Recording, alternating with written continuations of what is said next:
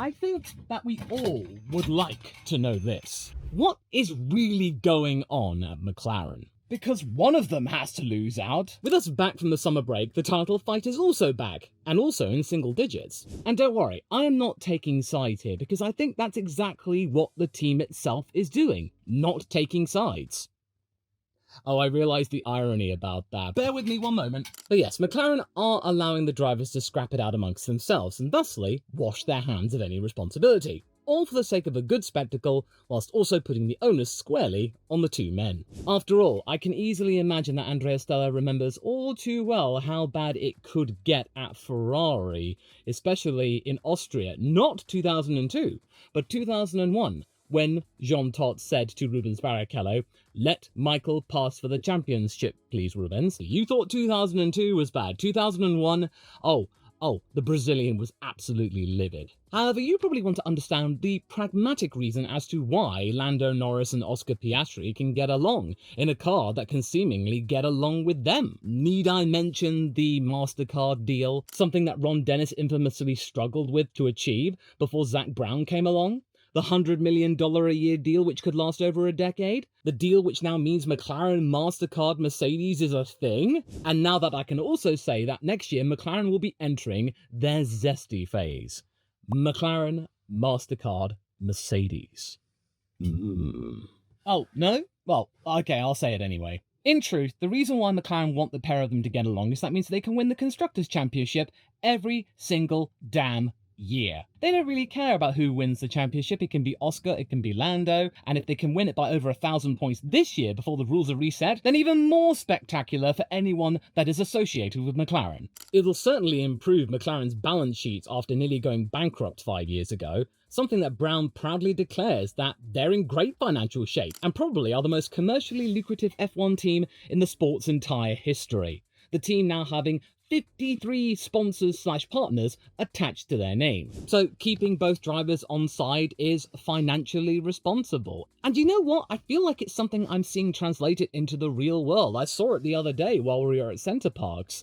I did see some Formula One merch knocking around. I saw one Red Bull shirt on the Monday, but throughout the entire weekend, I saw at least a dozen McLaren caps and shirts and what have you. And it also means that Zak has the authority to say, oh, both drivers, they're free to race, and they'll accept any responsibility that comes with it in terms of damaged cars and potentially a lack of points.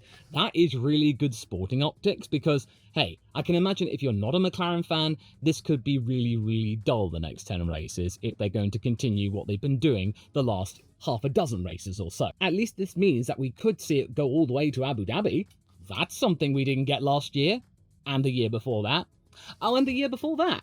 We did get that the year before that, but not many people want to talk about that. And really, Law, is that your response? Is that why you're talking about this? That it's really about money? That's quite a jaded response for you, considering that you're a McLaren fan. Well, yes, indeed. I am a McLaren fan. I have been since 2015. That being the perfect year in becoming a McLaren fan. But in all seriousness, the optics for the management look so incredibly juicy, because Ron Dennis, for the longest time, was McLaren. He defined that era for a good 30 plus years. And now Zak Brown is right here, about to head up on his own decade. He arrived around 2016.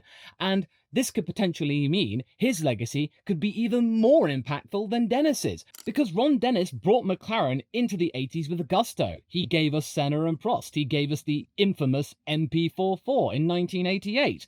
Well, what can Brown do this year in 2025? The Piastri-Norris combination with the equally soon-to-be infamous in a few years' time, MCL39. So I think Zak Brown literally wants the world. Although, as I mentioned, it would be nice for Lando to get the championship, but hey, if Oscar can do it, then it was in their car, and the sponsors will be very happy. But that being said, I think the whole let them race angle from McLaren, it's not them being nice or diplomatic first and foremost. It's more about shifting blame off the team while keeping constructors' points high. It can be a sustainable bet as long as three things hold.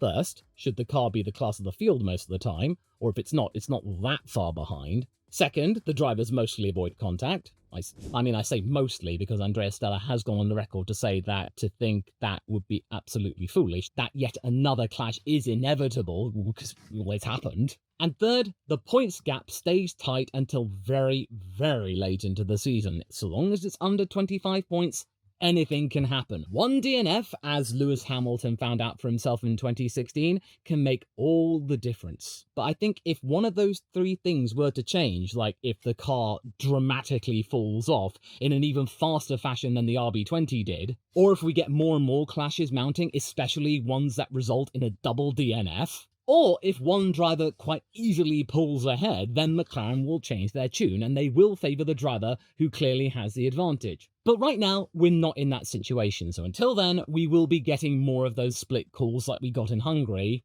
That might seem like it's being unfair to one driver and biased to another, but it's ultimately down to what the drivers decided. It's perfectly rational within the strategy room, and yes, Lando fans, I certainly think that your guy still has got what it takes to go on and win this championship. It's still all to play for. And I don't think that Oscar and Lando have been remaining silent and allowing the management to just do all the talking. That would be really, really naive of me to say that. No, Oscar and Lando have been doing their damnedest, especially during the media day around the Dutch Grand Prix, to say exactly what the management are saying and therefore turning the line. You got to remember who they are. They are both youngsters in their early to mid-20s. They are in an absolute beast of a car, in a similar position to where Max Verstappen was a couple of years ago. Do they want to squander that? Do they want to make any silly mistakes? No, they don't. Especially with Lando Norris knocking on the door of McLaren stardom, him soon to be the longest serving McLaren driver of all time, and then Oscar Piastri etching his name into history, with so many people now resembling him to that of Bruce McLaren.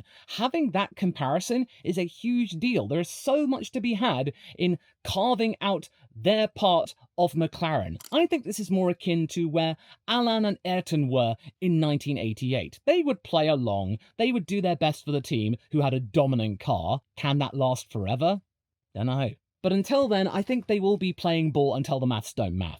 And I know that some of you might cite the new front suspension tweak that Lando got as some kind of bias, but let's not forget that Piastri was afforded that too, and he chose not to take it, out of preference. He wasn't forced to take it. Now, if he had been forced to take it, like he had no choice in the matter, then you would have an argument. Now, I want to point out two articles from the same publication, in this case, Reuters. One is with Oscar Piastri, one is with Lando Norris. In Oscar's interview, he is cooling the Hungary flashpoint on purpose.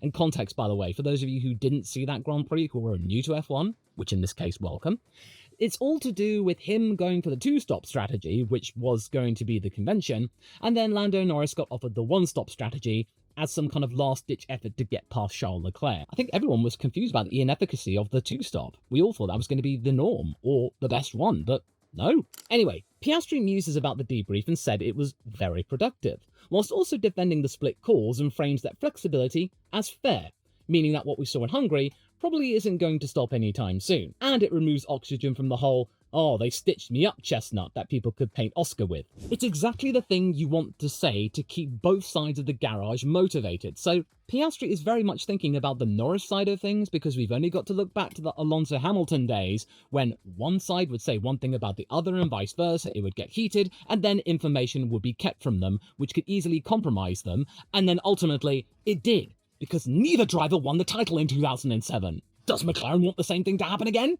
No, they do not. This is Oscar being quite smart and quite consistent, because we have seen time and time again that Oscar can get a little bit grumpy about something in the heat of the moment. Not downright livid like his mentor Matt Webber could do, but he would be a little bit sore, but he would take some time to reflect away from the radio, so that means we don't get any of those juicy sound bites, and then eventually come to the conclusion, it didn't work out, but what are you going to do? I'll learn about it next time. Yeah, okay, fair dinkum. And I don't think he'll be that upset because he's got that Grill the Grid trophy again. One that lights up, by the way. Ooh, shiny. And then in Lando's interview, he's talking about momentum not being a factor in how he thinks, and also not wishing to rely on team orders for the nth time. Although he actually then says that momentum is not even a thing. But it is a thing, Lando. The momentum you've had since Austria is absolutely crazy, and it's something that needs to be rated. Instead, he's talking about how variables can shape outcomes, so surprises and what have you, such as what we got in Hungary, the one-stop actually working. That was a variable that nobody was expecting. His attitude toward it wasn't like a, oh, cool, let's go for that. That sounds really great, Will. No, it was more of a, oh, sure, why not? I mean, what else could it do? Because Charles Leclerc was giving it the beans, and Lando had no beans, and now he then had beans when he had that one stop. So, beans.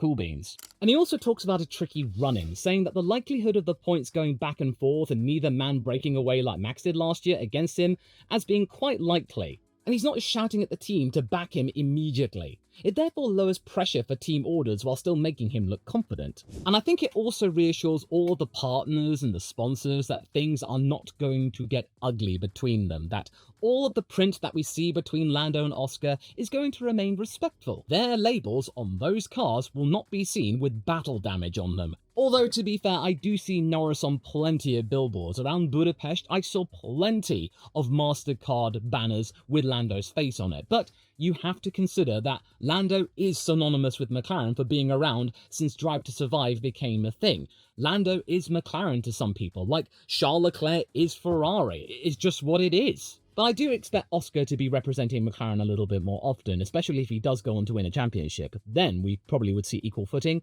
or both men on the same billboard. And also, Norris's take leans into something I talked about a while back, amidst all of the situation regarding Piastri winning a hat-trick, and Lando absolutely looking destitute. The whole thing that happened in Bahrain, making it harder for himself, the same thing that happened at Jeddah, crashing out in Q3. We all thought that he was going to lose the room if he didn't pick up his ideas soon. Well, wouldn't you know it? He has picked up his ideas, and therefore the stuff I was talking about in that video rings true.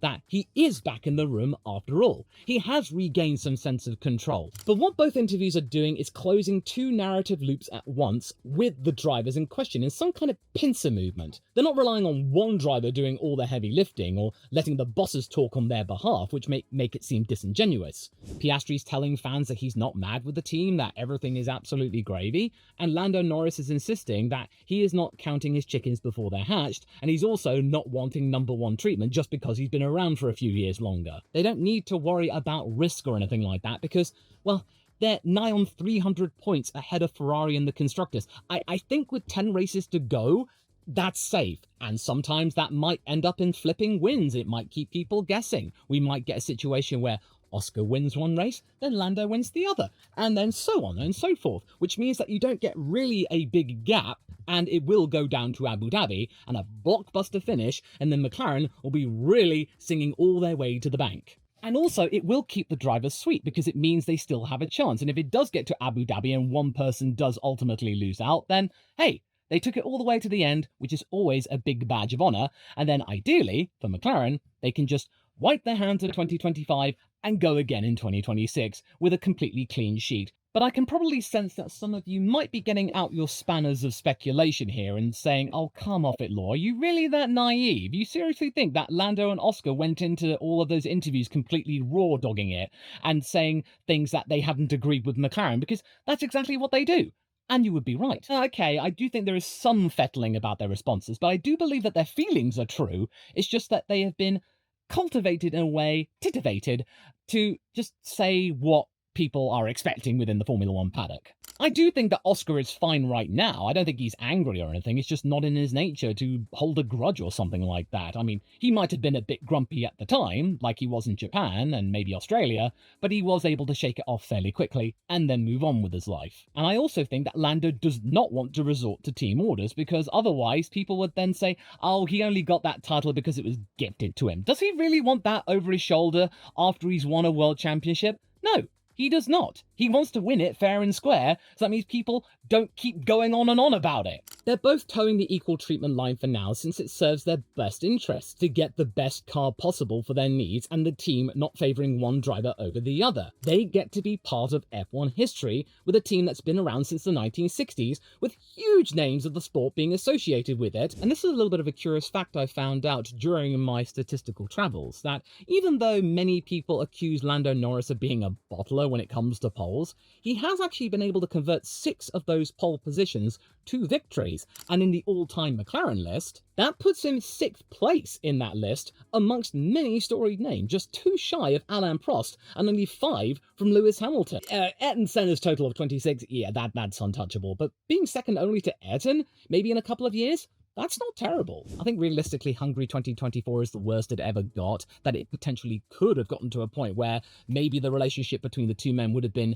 irreparable, but then Lando Norris saw the light and ultimately backed down. And I can imagine that some people are still annoyed about it because it did taint the achievement of Oscar Piastri winning his first ever Formula 1 race. But I do think the team have learned from that. They're far less wishy-washy than they were back in 2024, when I very much were thinking that they felt like monkeys running the Red Bull Zoo, in that they were leading the pack, but they didn't quite remember how to do it. Now, though, they are showing more examples about, yeah, they're absolutely fine. Just look at the number of 1-2s they've got in their pocket. The mask they've been able to put on since, arguably, Silverstone 2023 is showing no signs of really slipping, honestly. That it's looking well put in place. A mask that is not only resilient, but also financially lucrative. But like with all masks, they can slip eventually. Even the mask of 1994 fame.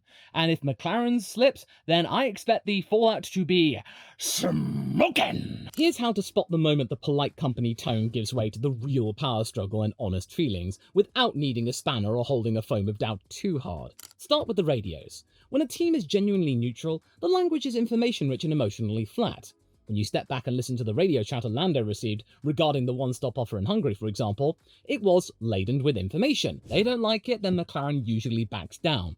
It's not a case of Mercedes when George goes, "Blimey lads, I think a one-stop strategy is the thing to go." And then they'll just go, "Okay, George, box, box, box, box. No, stay out, stay out." No, most of the time Mercedes tend to ignore Russell, whereas with Norris and Piastri, most of the time they ask, "Hey mate, how you doing? What do you think about it?" And they're like, "Yeah, no, it's no.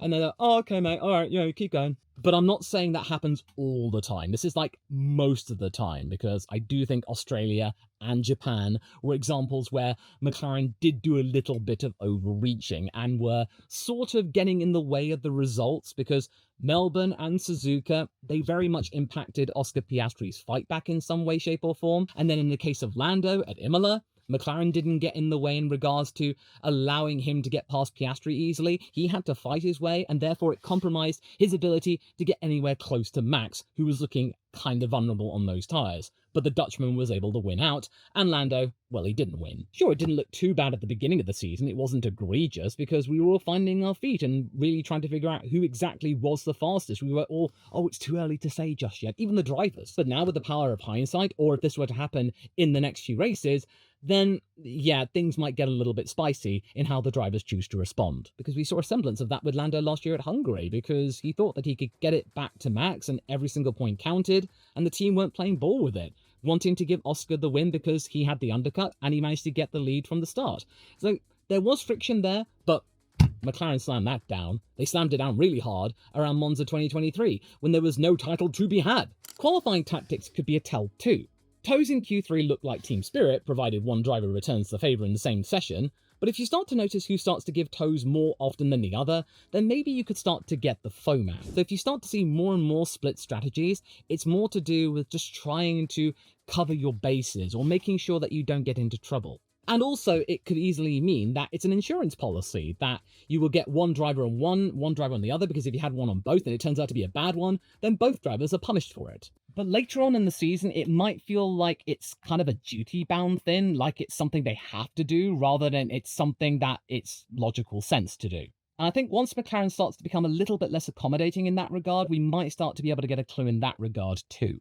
Then, of course, how the drivers conduct themselves in front of the cameras. That will be very, very important. Body language is a bigger tell than any PR bump that they are served. And Lando's been very susceptible to that at the beginning of the season, looking really, really downbeat, thinking that this was his opportunity, especially since Max was looking vulnerable, and then Oscar comes out of nowhere and completely slams him in the flyaway races especially. But now we have actually started to see Lando get back on his feet and grit his teeth almost. Like, he seems to have gained confidence, but also remaining real. And I think social signals around the track could also be a clue in regards to the activities that we see on social media. Sponsor content suddenly featuring one face more than the other. I know that I did talk about Lando being the face of many sponsorship deals, but if it becomes 100% Lando and nothing about Oscar, then there might be something to it. Then media day answers begin to drift from either of us can win this to we all know what we have to do.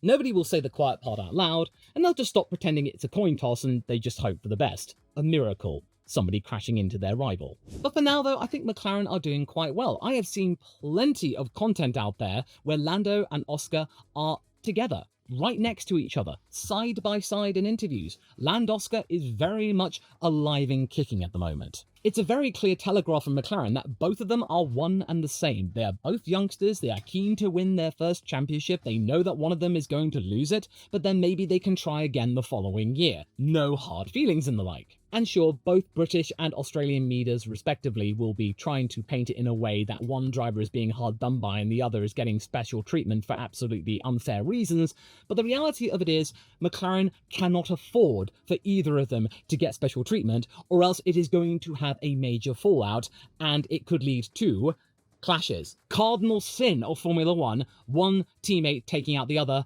by making some kind of silly risk, and I am not ashamed to admit it. Oscar, those dive bombs were a little bit desperate, but at least Piastri came on the record to say, yeah, that was a little bit silly of me, sorry about that. But at least he owned it. And speaking as a British person whose main boy is an Australian, I simply want McLaren to win. I would rather not see the team eat itself. So can McLaren succeed at whatever game plan they've got going on, or will history repeat itself?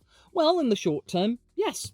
I think what they've done in 2025 is enough to keep things happy and everything harmonious, and their coffers absolutely hooped with cash. And again, as I pointed out earlier, to me, this feels like 1988, when Senna and Prost started working together. They both had a fantastic car, and they simply wanted to win. And they did win. A lot. All but one race that year. In fact, if you look at Prost's sheet, at the times he didn't have a DNF, he was either first or second. He finished no lower than P2. That is nuts, but unfortunately for him, Senna had that one extra win in the pocket, and that made all the difference. All at making the most of the final year of the massive turbo engines, and then the following year, 1989, naturally aspirated engines came in, there were many tweaks in terms of the other rules, and then we got what we got with Senna and Prost absolutely going insane against one another. Could that same thing happen in 2026 with a major rule set of its own?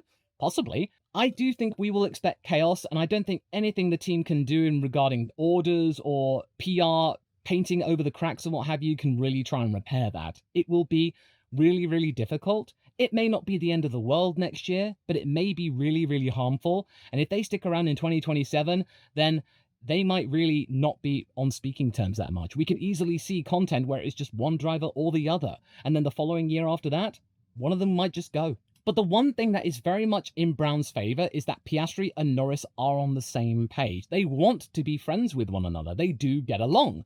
Unlike Senna and Prost, as we found out in the fantastic Prost docu-series, Senna made it a mission to not be friends with Prost, treating him as the enemy to make sure that he himself did not get weak. Only when Alain retired could they become friends. And what makes it weird is that it's unusually friendly, this being a 2-alpha plan, which Christian Horner once said infamously would never work. Their domination right now does make it easier in some respects. It does let the pit wall split strategies without risking major points being lost or breaking trust. For now, neutrality endures. The failure modes will arrive in sequence though. First will come a really major flashpoint which cannot be immediately cooled down or anything, because Canada looked like to be that flashpoint, but Lando was really smart in immediately holding up his hand and accepting the blame on the radio, not after he got out the car, not after he could be briefed by anyone else, but it did force a reminder to both drivers about the rules of engagement, that being papaya rule. If we get another clash, the rules I think will harden even more, and then if it happens again after that, I think McLaren might have to take a long, heavy look at itself and deduce who is the one causing all of these clashes primarily. Because if we do, I wouldn't be surprised if Stella tightens things up and then reminds them, hey, if you keep doing that, then you can sling your hook, mate. We don't want you. You do not belong here. Because Stella has gone on record to say that. We all know what happened with Mercedes. Toto very much saying to both Lewis and Nico, if you don't exactly act the way we want at Mercedes, you can all just go away. No matter how many championships you have. Yeah, so Wolf got really mad. And then we all know where it peaks. Multi-21, Sib. Multi-21. I would do the water thing, but I don't have it. I forgot it. So, yeah. But none of that proves that McLaren will repeat it, but history has a tendency to repeat itself eventually, so it's a question of when, not if. But there are 5 drivers who are probably even less happy campers, them having a lot of pressure to cook in the second half of the year. To find out which drivers have more pressure than others, watch this video next, straight after this one.